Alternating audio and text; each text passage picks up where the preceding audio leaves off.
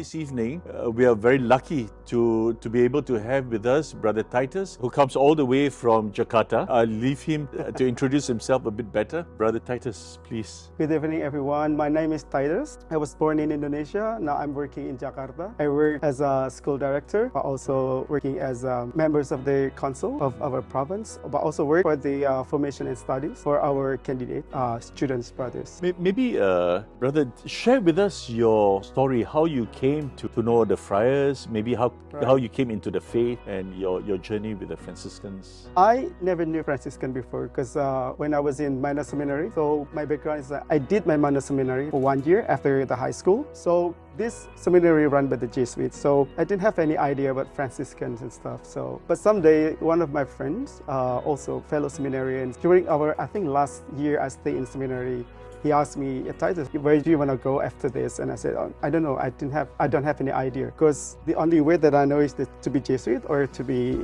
diocesan priest. But at the time, I wasn't really into those two. Then he offered me a book called Fioretti. That's the first time, for first timers, Fioretti is really interesting, right? Yeah. So that's the first time I knew St. Francis of Assisi. And then the more I read, the more I was interested into it. Then I joined. But before that, that's a funny story actually, because before I decided to join Franciscan, I was thinking of joining the Benedictine. When I checked the schedule, that you needed to wake up 3 a.m. You will be living, in the monastery. I didn't think at the time that will be the way I will conduct my life. So I feel like Franciscan for me is more balanced. You pray, of course, and you work, you meet people, and also for the fraternity. I really enjoy talking to people, listening to stories. I really want to be lay brothers the rest of my life, but at the time I didn't know yet, like what kind of lay brothers. I think the second or third crisis in my vocations that I didn't know what to do. And then they sent me to 1 year orientation where I work in a school. At that time had very little infrastructure. You have to walk hours to get your student's house. Didn't have any electricity at the time, so you have to do with the generator and stuff.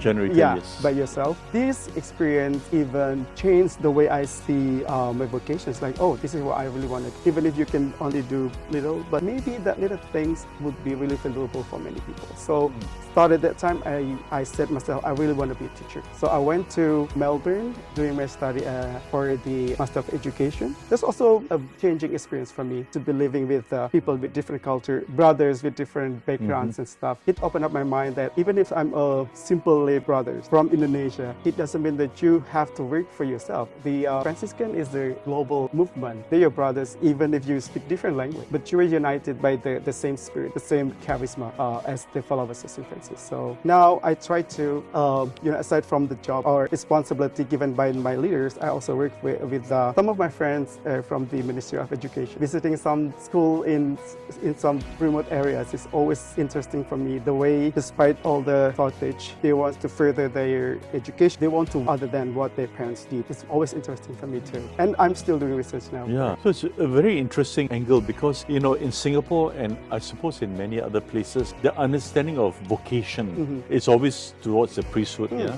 it's a very clerical understanding of vocation. And you throw another light to us how the Franciscan vocation is essentially to be a friar first, and then how we serve that way. So in the area of formation, you are also overseeing the formation of the brothers or friars.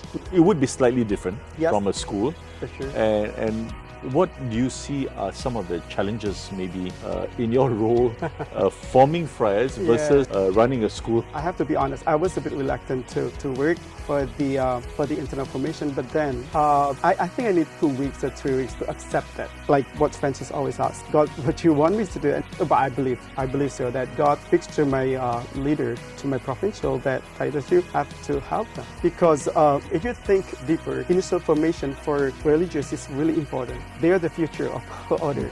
We are getting older, but our younger brothers, they are the one who will lead the order in the future. So we need to really prepare them. However, it is not as easy as I thought before. Okay, so moving into the topic that we are discussing tonight, Yep. how do you see the Eucharist in your life as a friar? How does it sustain you in your spirituality, in your vocation? During the initial formation, Eucharist is something that is imposed to you, by your formator. Like you have to attend Mass every day. When you were in initial formation, the formators, they will supervise you. They will watch over you. Did you go to the chapel? Did you go to the Eucharist or not? If you don't go to the Eucharist, there will be questions. Are you really serious about your vocation? But when you're getting older and when you vow your solemn professions, then you don't have anyone watching over you. So it should be something that is internalized. However, it's not always easy, because you are trapped into routines. You go to Mass, but you don't feel anything because routine. You do it every day. So I think I learned from some brothers, some retired brothers, that they are still faithful to this. Eucharist should be the source of your relationship with God. Of course, you have personal prayers and stuff, but Eucharist is the only occasion when you can see and touch God, when He transforms Himself into the bread, and then you be with Him when you take the bread. Of course, it's not always easy to really build that, but I'm trying to internalize it. And also because during the Eucharist, like if you're reflecting it, you feel like God, which is Almighty, and then turn into vulnerable person. I think that teaches us also that even in your very lowest situation, God with you, never leave you. It's just that normally if we feel that, we feel like God is not present. So I think that's the way I try to embrace Eucharist spiritually. And also when I was a student friars, there are some parishioners that old and abandoned by the family. And so they live by themselves. They're really longing for Eucharist, but they couldn't go. So you have to bring the host to them. Very touching moment is that when I gave the host to this lady, he said to me, "Brother, thank you very much. It's been 10 years. 10 years, yeah. Yeah, I never received communion." So it was really touching for me. When you are healthy, you have this chance to go to the church, to receive the host, because it's easy for us. Sometimes we forget that. We have to be grateful. But there are many people that they couldn't even make it, only for receiving the host. That experience also changed me in a way. This old lady, she really longing, just meeting God. When we do things so regularly and it's so available, we take it for granted. Yeah. I think I reflect on my own journey too. As a young friar, sometimes you feel, why do I have to be present for community exercise, for meditation? You feel almost resentful, you know. And at this point of my life, having journeyed so far, I've come to this point where I said, I'm the one that needs God, not God need me anymore. Right. So I think when we are much younger, we think we don't need God. And I think at a certain point of our journey, we come to another realization, and we realize, who is it that sustains my vocation, supported me despite all my feelings and my failures? And you realize that it's the grace of God. Right. Because when you were young, feel like you're healthy, you have no problem, you meet your friends, you're happy. It's easy for us just to ignore something that is not visible. The presence of God is not visible to our eyes. But that's why we tend to forget it. But when you're getting older, normally, I think it's natural. When you're getting older, you think of your life and stuff. You're right, that you're the one who needs God. I'm reminded of what Francis wrote to the order about the Eucharist. He told the brothers to hold back nothing of ourselves for ourselves, but to give it totally to God, who gave of Himself totally to us. And you said the Eucharist, how in His humility, God comes to us. And we too should be in our own humility, give back to God. So it's a wonderful exchange. The Eucharist also is this moment of exchange. Especially as a Franciscan, if you reflected on minority and fraternity, you come to Eucharist, you meet your brothers and sisters in faith, right? You meet them, you feel like they're with you, because all of you attending the Mass, all of you're bound by the same faith. St. Francis embraced lepers. That's also the way God embraces us through the Eucharist. That we are the lepers, actually. We need God to save us. But also the third, Eucharist doesn't end there at the altar, to bring Eucharist from the altar to the market. It's not always liturgical, but it's always also about pastoral.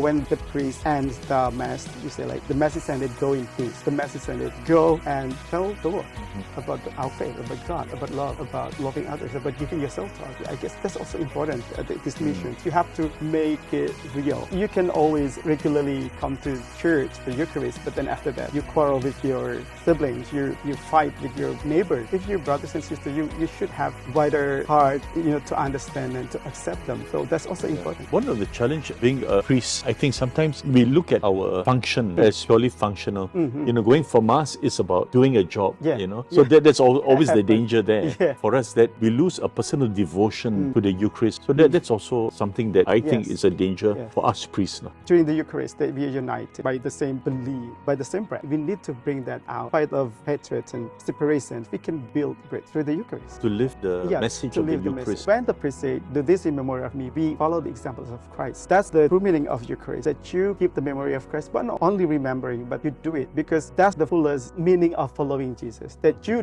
do what Jesus do.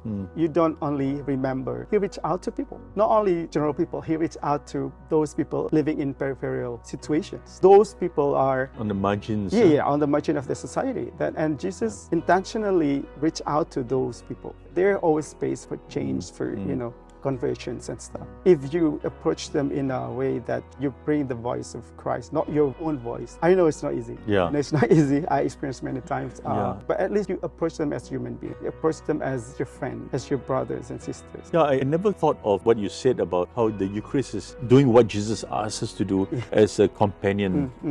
That he wants us to journey with him in this very unique way. Eucharist needs you to really renew also yourself, renew the way you see Eucharist itself. I was in a crisis also when I didn't want to go to Eucharist. Eucharist is not only about the homily, it's about you give your time, you give yourself, you empty your heart, you save space in your heart that God can fill it. I think I look at my own life journey until you hit rock bottom, until you know your vocation, your life depends totally on God's graciousness. I think when you encounter that reality, then you want to go to chapel and for Mass for the right reasons. Because otherwise, I'm just doing a duty. But I think it's a process, it's a journey. I think that's where the conversion happens. Right. That happened once in my life when I was really stressed. I said, I couldn't do this anymore. I'll just leave the order. And then I went to chapel really midnight, 12. I didn't have any intention to pray. I just want to sit there, see the Holy Sacrament. That's it. I said to God, if you're really there, you don't do much for me. I said, I have a lot of problems and you are not there. I don't believe you anymore. Why? Then maybe I can solve all the problems myself. I just silent for a while. Then something like voice from inside saying, Titus, you may be angry with me, you may not believe me and stuff, but one thing that you have to know that I love you no matter what. Yeah, and I was starting crying It's a beautiful moment of encounter. I said, oh yeah, that's right. God is always there, but sometimes it's just that we don't really see him because of many distractions that we have. Beautiful. Thank you.